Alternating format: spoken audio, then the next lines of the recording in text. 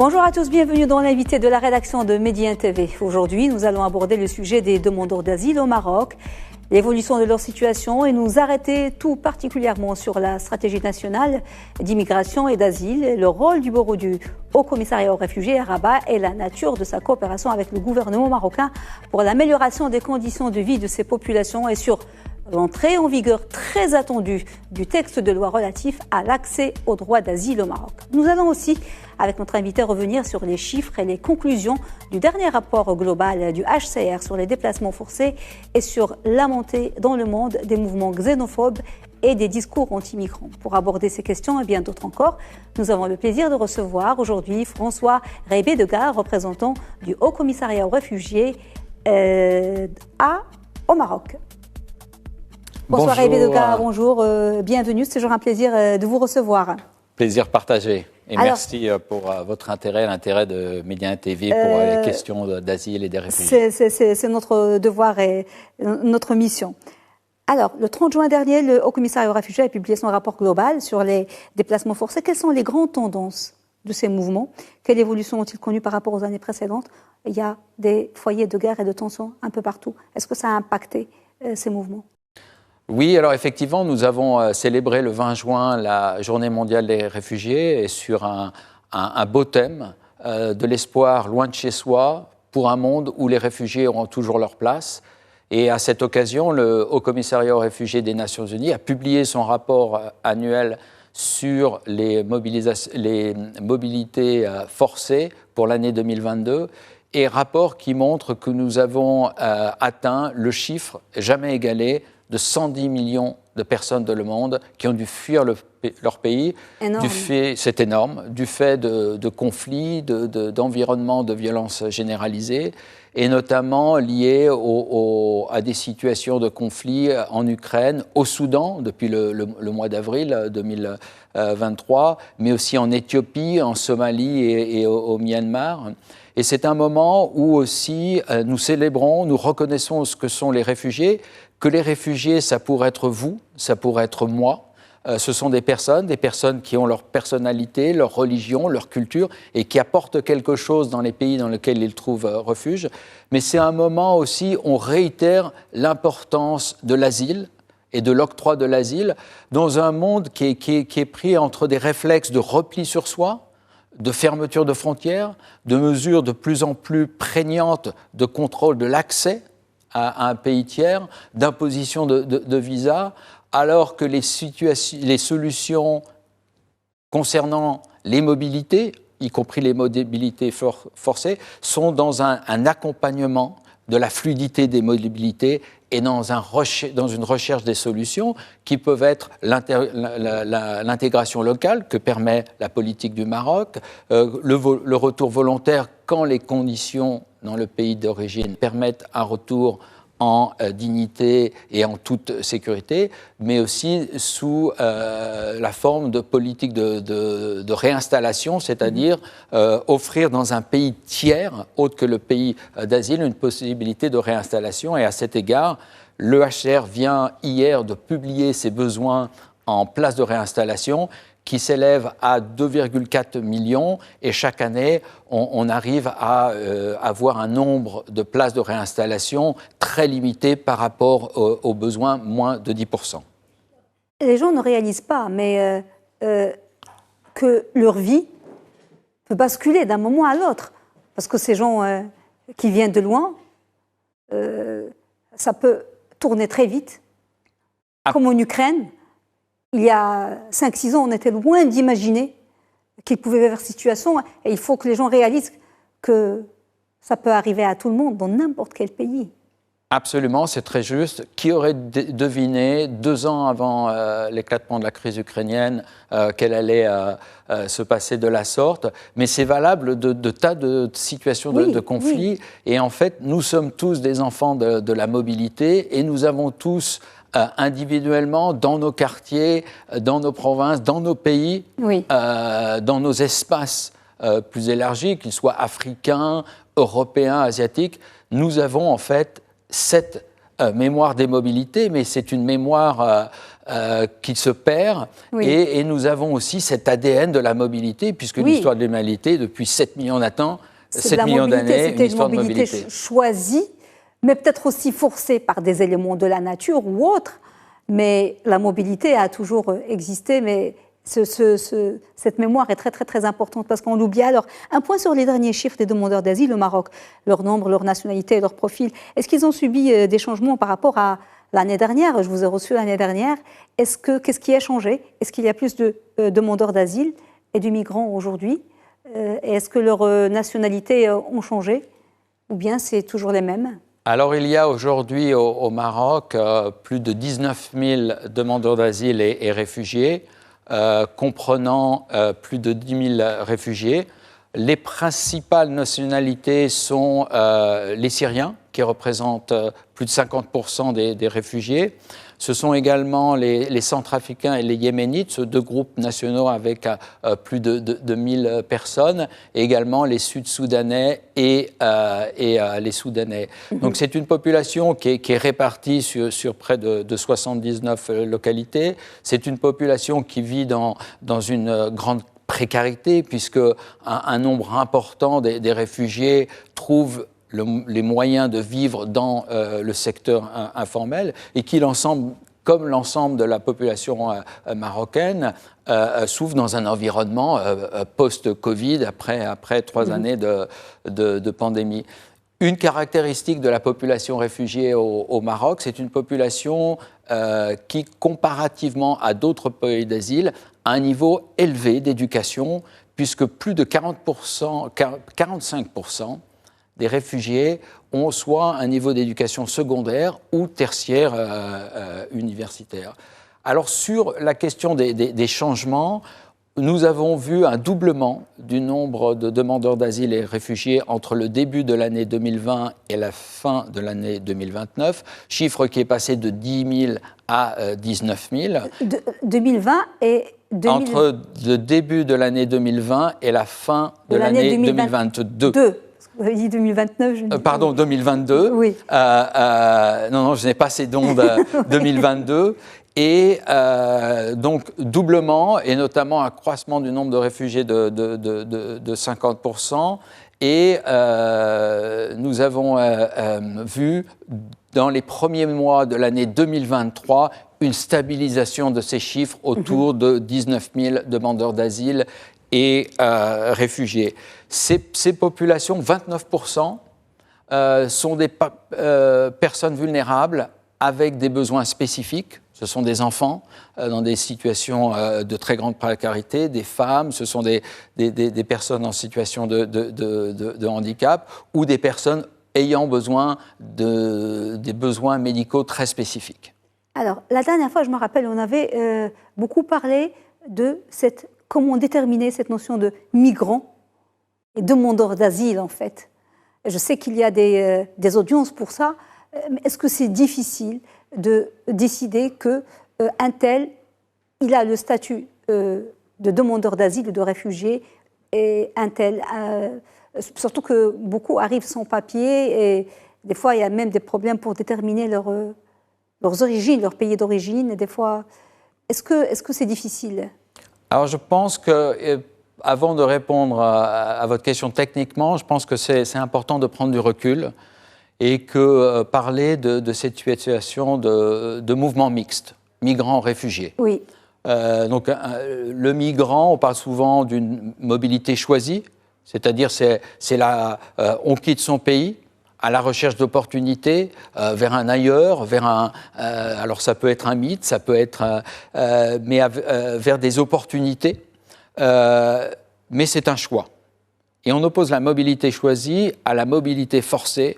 Ce sont des personnes, enfants, femmes, hommes, qui sont contraints de fuir leur pays du fait d'une situation de guerre, de violence généralisée, et qui doivent trouver la protection et l'asile dans un pays tiers et franchir une frontière. Et la distinction est importante parce qu'une personne qui demande l'asile doit être protégée, droit qui est inscrit dans le droit international, doit être protégé contre un refoulement vers son pays d'origine, où il pourrait être tué, torturé, victime de discrimination. Persécution. Et donc cette distinction, merci de poser la question, elle est fondamentale. Et nous nous trouvons sur le pourtour méditerranéen, sur l'ensemble du Maghreb, sur l'ensemble de l'Afrique subsaharienne, avec des mouvements mixtes extrêmement complexes, et aussi dans un environnement qui est dramatique, puisque le nombre de décès en Méditerranée est de dizaines de milliers depuis 1990 et de 27 000 personnes depuis 2014.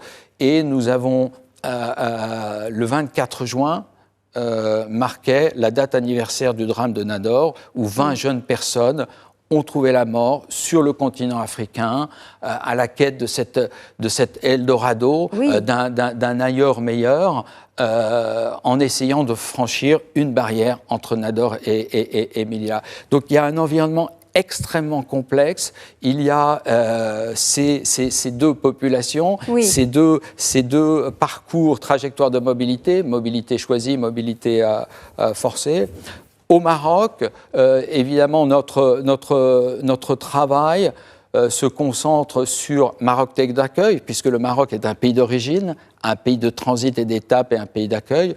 Donc avec l'ensemble des institutions gouvernementales, société civile, les réfugiés eux-mêmes, nous travaillons en soutien à la stratégie nationale d'immigration et d'asile qui est en place depuis les années 2013-2014 et qui a établi une politique à l'initiative de Sa Majesté le roi Mohamed VI, qui se base sur le droit international, qui se veut baser sur l'humain et inclusive. Une petite parenthèse avant de passer à l'axe suivant, sur cette distinction qui est technique et que vous avez bien expliquée entre les demandeurs d'asile et les déplacés forcés, et puis les migrants. Ça, c'est personnel. Moi, je trouve que c'est très relatif et que très nuancé. Parce que, au final, personne ne quitte son pays par plaisir. Même ceux qu'on dit pour un avenir meilleur, c'est parce que il y a la faim, il y a la misère, il n'y a pas de travail. Donc, ce n'est pas pour le plaisir qu'ils traversent le désert. Donc, même ces migrants, en fait, c'est juste pour le regard. Que ce soit demandeurs d'asile ou migrants, c'est des gens qui ont fui des conditions invivables et parfois pour survivre aussi. C'est pas des gens qui font c'est pas une lubie, c'est pas une fantaisie, c'est pas une voilà, parce que des fois, c'est impossible de rester et de vivre dignement, en fait. Donc, moi, ça me dérange toujours de dire les migrants, c'est choisi, comme si c'était une partie de plaisir et une fugue d'adolescents ou de jeunes, juste pour le regard qu'on porte sur eux, en fait. Alors, loin de moi, je sais que c'est différent. Et vous m'accorderez, Soumia, que je n'ai absolument pas utilisé ce langage en disant c'est une partie pas vous, mais moi, de plaisir. Pour le grand public. Mais pour le grand public, ce qui est important, nous parlons de ce qui relève du mandat du HCR, et il est fondamental dans un monde où il y a de plus en plus de fractures, que soient protégés d'un retour forcé vers leur pays d'origine qui pourrait entraîner mort, discrimination, torture. Il est absolument indispensable de protéger cette population. Et l'étape première et fondamentale dans la protection de cette population, c'est de permettre son accueil dans des pays d'asile, l'examen de sa demande. Après, sur la question des mobilités, et c'est pour ça que je me suis permis, au-delà du mandat de HCR, en parlant des tendances mondes, de dire que les solutions ne sont pas pour toutes les mobilités, qu'elles soient forcées ou choisies, dans le repli sur soi, mais dans une considération, une approche beaucoup plus positive des mobilités, des migrants, des réfugiés, et que les solutions se trouve dans un accompagnement et notamment dans un environnement où nous savons, si nous prenons l'Afrique et l'Europe, qu'il y a une formidable opportunité de complémentarité démographique à 10, 20, 30, 40 ans entre une Europe vieillissante et une Afrique très dynamique, y compris sur le plan démographique. Avant de passer à l'axe très important du cadre juridique, vous n'êtes pas nombreux au bureau du HCR, vous êtes une cinquantaine et cette année a été particulièrement difficile. Comment vous faites justement pour faire face aux nombreuses difficultés du quotidien avec un petit effectif et un budget modeste et aussi parfois à des accès de violence par désespoir? Ce n'est pas pour leur jeter la pierre, mais c'était particulièrement difficile cette année 2022 et début 2023 pour vous. Absolument. L'année passée a été très difficile. Elle a été même dure. Mais tout d'abord, je veux mentionner que nous travaillons au Maroc en soutien à la politique nationale et avec tout un ensemble, tout un écosystème de partenaires gouvernementaux, société civile. Donc, c'est dur pour tout le monde, et y compris à commencer surtout pour les demandeurs d'asile et les réfugiés, pour les raisons qu'on a évoquées, notamment ces questions de précarité. Alors, c'est dur du fait de cet environnement extrêmement complexe de migration mixte. C'est dur parce que, doublement entre début 2020 et fin 2022 du nombre de demandeurs d'asile, avec un niveau de ressources qui n'a absolument pas cru en conséquence. Oui. Donc qu'est-ce que ça veut dire concrètement? Ça veut dire des durées d'allongement de l'examen des demandes d'asile qui s'allongent de 8 à 10, 11, 12 mois. Ça veut dire aussi le niveau de vulnérabilité au-dessous duquel on va porter une assistance aux plus vulnérables, et proportionnellement, le niveau de notre assistance diminue. Qu'est-ce que ça veut dire concrètement? Ça veut dire une petite équipe de 50 personnes qui reçoit en moyenne 100 à 200 personnes par jour. C'est de l'attention. C'est aussi beaucoup de personnes, et la majorité qui se présentent et avec lesquelles ça se passe très très bien à la porte du HCR malgré des situations, mais ça veut dire aussi notre espace, notre bureau qui a été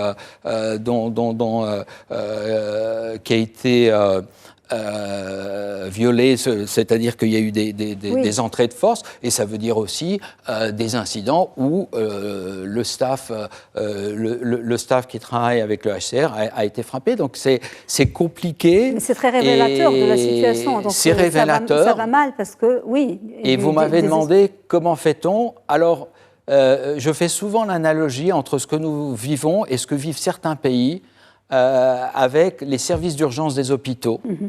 Qui sont confrontés à la violence. Et un service d'urgence d'un hôpital, son travail, c'est le soin, sont les patients. Nous, notre travail, c'est la protection sur les solutions. Donc, c'est très difficile, même si on a une longue expérience depuis 1951 dans ce domaine. C'est difficile, mais ce que nous faisons, nous sommes fondamentalement une institution de paix et de dialogue. Oui. Nous sommes dans le dialogue avec l'ensemble des acteurs, avec toutes les communautés réfugiées. Nous n'acceptons pas la violence comme mode de communication, mais nous sommes aussi dans l'adaptation permanente et nous sommes toujours, comme nous sommes confrontés à des problèmes, dans la recherche de solutions pratiques. Oui, et nous continuerons, mais comme vous l'avez souligné, Soumia, avec des moyens tout à fait inadéquats, c'est de plus en plus difficile. Et je voudrais ne pas omettre de dire que j'ai une équipe très courageuse qui fait un travail remarquable dans des conditions qui sont de plus en plus difficiles. Oui, alors on va aborder un point très très très important, celui de l'application du texte de loi très attendu qui traîne depuis 10 ans relatif à l'accès au droit d'asile au Maroc, qui en principe fait partie de la stratégie nationale d'immigration et d'asile. Pourquoi ce texte bloque toujours? Pourquoi il n'a pas été encore appliqué et mis en vigueur? Et qu'est-ce qu'il peut changer, justement, dans la vie des demandeurs d'asile? Alors, d'abord, ce que moi je sais, c'est que c'est un un texte qui est en voie de finalisation dans son étape de discussion entre les différents ministères concernés. Et nous, évidemment, le HR appelle à une soumission, à une présentation au Parlement pour un examen, une discussion et une adoption la plus rapide possible. Alors ce texte, il est fondamental, il est d'abord un élément constituant de la vision de Sa Majesté, de la politique nationale d'immigration et d'asile. Et ce texte, il est fondamental à deux égards, je crois. Il est fondamental parce qu'il permettra un examen consistant, équitable, harmonisé de toutes les demandes d'asile, quel que soit le pays d'origine, et lié à ceci, la délivrance d'un titre de séjour à toute personne reconnue réfugiée.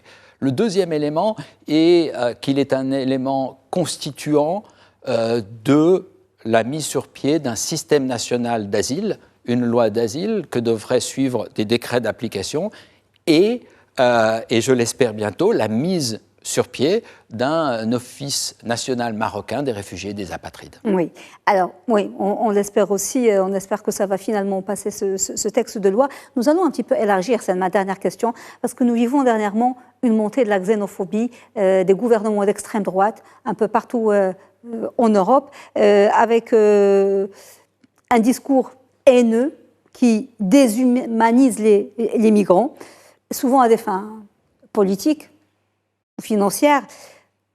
Comment cette tendance a-t-elle impacté justement la situation des réfugiés et des demandeurs d'asile, et comment pouvons-nous recadrer ce discours sur la migration, pas au Maroc, mais partout dans le monde ? Alors, je soulèverai 4 points. Le premier, c'est en parlant du Maroc, tout le travail d'inclusion sur la base de la politique est une belle réponse à tout ce qui peuvent être des réflexes de rejet. Et ce travail d'inclusion, il continue à se décliner. 10 ans après, il y a des beaux résultats d'inclusion dans le domaine de l'éducation et de la santé. Je voudrais rappeler quand même que le Maroc a accueilli au mois de juin la 3e consultation globale sur la santé des migrants et des réfugiés, qui a réaffirmé cette importance d'inclusion dans les systèmes nationaux de santé. Et Monsieur le ministre Khaled El Taeb est personnellement très engagé, à la fois sur cette question, absolument, et aussi sur la question de l'inclusion des populations étrangères dans la généralisation de la protection sociale. Très beau résultat aussi d'inclusion dans l'éducation, mais on a soulevé des défis restants, demeurant, notamment la loi, mais aussi la question de la documentation, puisque 45% des réfugiés n'ont pas de titre de résidence à jour, donc on doit avoir un objectif 100%. Donc ce travail continu de l'inclusion, mais aussi avec des institutions comme le Haut Commissariat au Plan, le Conseil social, économique et environnemental, mais aussi le Conseil consultatif des Marocains à l'étranger, joue un rôle très important dans cette affirmation continue de l'inclusion. Le deuxième, c'est déconstruire ce narratif. C'est-à-dire que se rappeler qu'un migrant, un réfugié, on a tous cette mémoire, on a tous cet ADN, et donc déconstruire. Et au Maroc, on travaille beaucoup sur le vivre ensemble, y compris avec des associations réfugiées, et à travers notamment la culture et le sport. Le troisième élément, c'est que derrière beaucoup de ces narratifs politiques, de rejet du migrant, du réfugié, de l'autre, il y a une absence totale de données et d'analyse. Et je crois que le travail que fait le Haut Commissariat au Plan, en ayant fait 2 études sur les populations réfugiées au Maroc, est très important, mais aussi le rapport monde que vient faire la Banque mondiale, qui s'appelle Réfugiés, migrants, société, et qui montre que de 80% des cas, il y a un apport positif des populations étrangères sur le marché du travail. Et le dernier, on l'avait évoqué, c'est ne jamais oublier nos mémoires des mobilités, d'où nous venons. Nous sommes tous des migrants. Absolument. Nous sommes tous des êtres en mobilité à un moment ou à un autre. Merci. Donc, voilà ce que... ma réponse à votre question. Merci beaucoup François Reybet-Degas pour vos réponses. Et merci de répondre parce que vous répondez toujours présent à notre invitation. Je rappelle que vous êtes représentant du Haut Commissariat aux réfugiés au Maroc. Merci, cher monsieur. Merci, Soumia. Madame, monsieur, merci beaucoup de nous avoir suivis. Bonne suite des programmes sur Média TV. Très belle soirée.